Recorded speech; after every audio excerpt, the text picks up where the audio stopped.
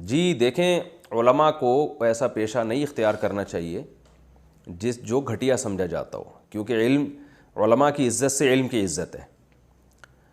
تو اگر علماء کی عزت ہوگی تو علم کی عزت ہوگی۔ تو علماء جو ہے نا، ان کے لیے ایسا پیشہ اختیار کرنا، کچرا اٹھانے والا یا خدا نخواستہ کسی کا بھنگی بن جانا، یا جو آپ نے اور اس طرح کی بات کی ہے کہ کوئی بھی ایسا پیشہ، مثال کے طور پر مردے لہلانے کا پیشہ، یہ بھی علماء پہ سوٹ نہیں کرتا کہ کسی بھی محلے کے یہاں کوئی میت ہو جاتی ہے، بعض حضرات کو دیکھا ہے وہ جا کے مردے نہلا رہے ہیں، پھر ان سے پیسے بھی لے رہے ہیں۔ تو یہ کمانے کے ایسے طریقے ہیں جو معاشرے میں کم تر درجے کے سمجھے جاتے ہیں، تو اہل علم کو زیب نہیں دیتے۔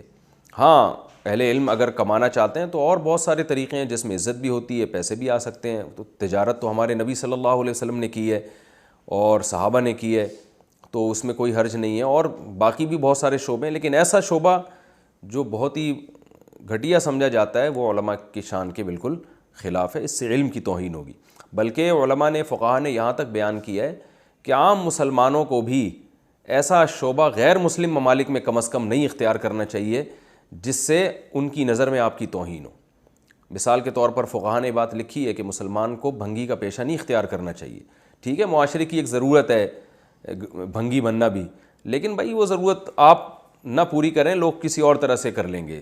آپ اپنی عزت کا خود خیال کریں، یہ تو ہر ایک کے لیے ہے نا، سب سے پہلے عزت ہے، پیسہ اس کے بعد کی چیز ہے۔ تو اور بھی بہت سارے شعبے ہیں، میں کسی خاص شعبے کا نام نہیں لوں گا، جو معاشرے میں سب کی نظر میں، سمجھدار لوگوں کی نظر میں کم تر سمجھے جاتے ہیں۔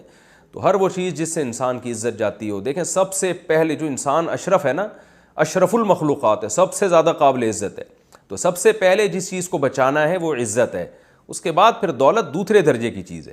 تو بعض دفعہ گھٹیا شعبے میں پیسہ بہت ہوتا ہے، کوئی بات نہیں ہے، کم پیسہ ہو، عزت کا شعبہ ہو، وہ ٹھیک ہے۔ اس سے یہ مطلب نہیں ہے کہ محنت مزدوری کرنا غلط چیز ہے، محنت مزدوری کوئی گھٹیا کام نہیں ہے۔ یہ تو جو ہے نا، نبی صلی اللہ علیہ وسلم نے فرمایا، حضرت زکریا علیہ الصلاۃ والسلام بڑھئی کا کام کیا کرتے تھے، تو اگر وہ گھٹیا شعبہ ہوتا کارپینٹر کا کام تو پیغمبر تھوڑی کرتے یہ کام۔ تو اپنے ہاتھ سے محنت کرنا یا مزدوری کرنا یا چھوٹی موٹی چیزوں کی بھی تجارت کرنا، یہ گھٹیا کام نہیں ہے، لیکن ایسا کام جس سے گندگی میں انوالو ہونا پڑتا ہے، یہ کام بہرحال کم تر درجے کا ہے۔ تو یہ علماء پہ بھی سوٹ نہیں کرتا اور اہل اسلام پہ بھی سوٹ نہیں کرتا، مسلمانوں پہ بھی سوٹ نہیں کرتا، اسلام کی عزت کی خاطر، تاکہ آپ لوگ یہ نہ کہیں کہ دیکھو مسلمان یہ کام کرتے ہیں۔